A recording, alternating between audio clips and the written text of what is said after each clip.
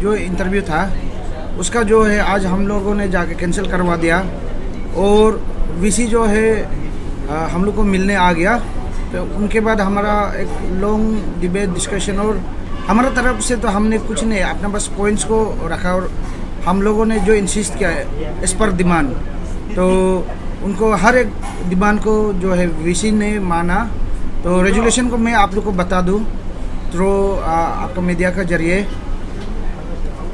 A minute of the student body led by Apsu and Ansu with the university administration was held on 12 September 2022 at 11 a.m. at VC Secretariat, Rajiv Gandhi University, Rono Hills, Daimuk. Attendance of meeting is appended in a separate sheet. After thread-bar discussion by the university administration and university representatives of students' bodies, following resolutions were taken in the meeting.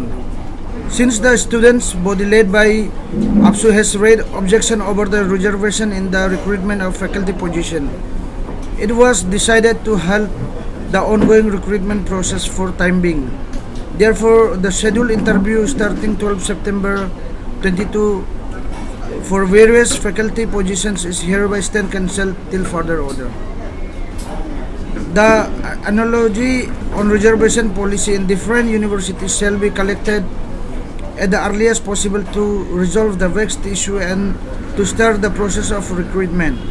In this regard, a committee comprising of university officials and representatives from the student body shall be constituted to study and examine the various issues raised by the student bodies by drawing analogy from the central universities in the northeastern states.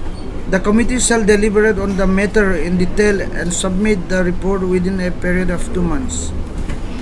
As per the representation by RGU RSF regarding the new PhD Ordinance 2020 and consideration of scholars admitted prior to 2020, the university administration shall examine the matter and modify or rectify the same.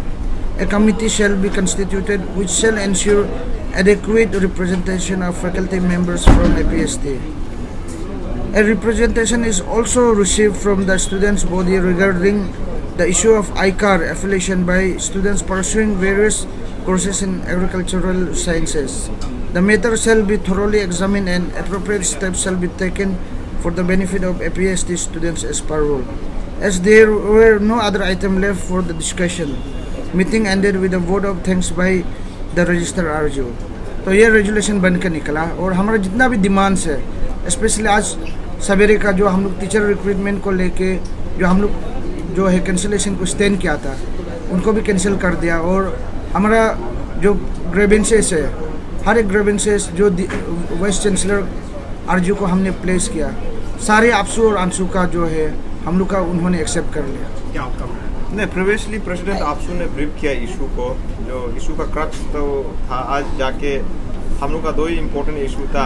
ये जो recruitment of associate professor Rajiv Gandhi university में हो रहा था, जो recruitment policy जो RR जो है डिफेक्ट है मैंने हम लोग के इंडिजिनस पीपल ऑफ अरुणाचल प्रदेश के लिए है। तो उसमें कोई Arunachal APST Arunachal Pradesh scheduled tribe उसके लिए कोई रिजर्वेशन नहीं था, क्योंकि 91 पोस्ट में आपका 7 जो रिजर्वेशन रखा है वो भी ऑल इंडिया ST कैटेगरी के लिए। तो इसके लिए आज हम लोग आपसू का इन द एजेस ऑफ आपसू का साथ मिलके हम लोग ये पॉलिसी को हम लोग को ये फाइट करने के लिए आया। और विदेत आज वाइस चांसलर ने हम लोग को जैसे हम लोग अप्रोच किया, वो आके एक ये we had minutes of meeting, वो माइनस ऑफ मीटिंग में ड्रॉ हुआ और रेजोल्यूशन आप लोग को अभी मिल जाएगा, यही है। और दूसरा, आने वाला दिन में भी कोई भी ऑर्गेनाइजेशन आपसू जब अच्छा इशू उठाता है, जब आंसू जब अच्छा इशू उठाता है, जॉइंटली फाइट करना चाहिए हमेशा for the interest of Arunachal Pradesh, यही है। ये गलतफहमी है कि नौबत आ गई। धरना प्रदर्शन हर साल जब से बनी है यूनिवर्सिटी तब से ही हो रहे हैं। अगर 2017 में आपको याद होगा मेरे आने से पहले, तो धरना प्रदर्शन इसलिए भी हुआ था कि नया VC लेकर आओ। तो धरना प्रदर्शन हर साल अमूमन होते रहते हैं, बल्कि आपको ये जान के अच्छा लगेगा कि हमारे आने के बाद 4 साल तक कोई धरना प्रदर्शन ऐसा नहीं हुआ टीचर द्वारा। तो एक तो ये बात थी। दूसरी बात ये है कि जो काम करता है तकलीफ उसी को होती है, जो चुपचाप बैठा रहता है उसको कोई तकलीफ नहीं होती, उसको कोई जानता भी नहीं, पूछता भी नहीं है। तो अब इतना सारा काम हो रहा है तो उसके हर एंगल से कोई ना कोई शिकायत लोगों के मन में आती है। शिकायत तब आती है जब लोगों को अपनी इच्छा पूरी नहीं होती है। अभी आपको याद होगा कि हमारे देश के डिफेंस मिनिस्टर ने एक बात कही थी यूरोपियन कंट्री के साथ कि आपकी प्रॉब्लम हो तो सारी दुनिया की प्रॉब्लम होगी, लेकिन हमारी कोई प्रॉब्लम हो तो वो आपकी प्रॉब्लम नहीं होगी, ये बात उन्होंने कही थी। ऐसे ही कुछ वाकया इधर होता है कि यहाँ जब कोई अपनी इंटरेस्ट की बात सोचता है तो वो भूल जाता है कि हम अरुणाचल के इंटरेस्ट की बात करें, वो ये भूल जाता है कि आरजीयू के इंटरेस्ट की बात करें, वो ये भूल जाता है कि हम एनआईआरएफ की बात करें।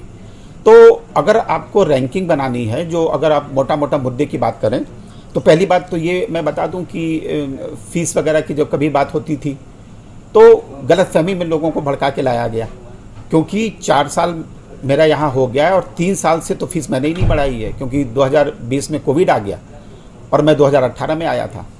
और फीस जब भी बढ़ाई गई है, एक ही बार फीस मेरी जानकारी में बढ़ाई गई है, वो भी कुछ 2, 3, 4, 5%। और ये जो फीस बढ़ाई जाती है ये भी एक एग्रीमेंट का तरीका है। एक आपने सुना होगा कभी कभी बीच में कि जो हमारा आरजीयू का सेकंड रैंकिंग आई थी, second ranking ministry of education ने सेकंड रैंकिंग हमको दी थी, बड़ा अच्छा लगा था सबको। वो सेकंड रैंकिंग इसलिए दी थी कि हमारा डेटा सबसे सही था, उसको हम बोलते हैं ट्राईपार्टिट एग्रीमेंट। ट्राईपार्टिट का मतलब हो गया कि 3 सिस्टम में समझौता।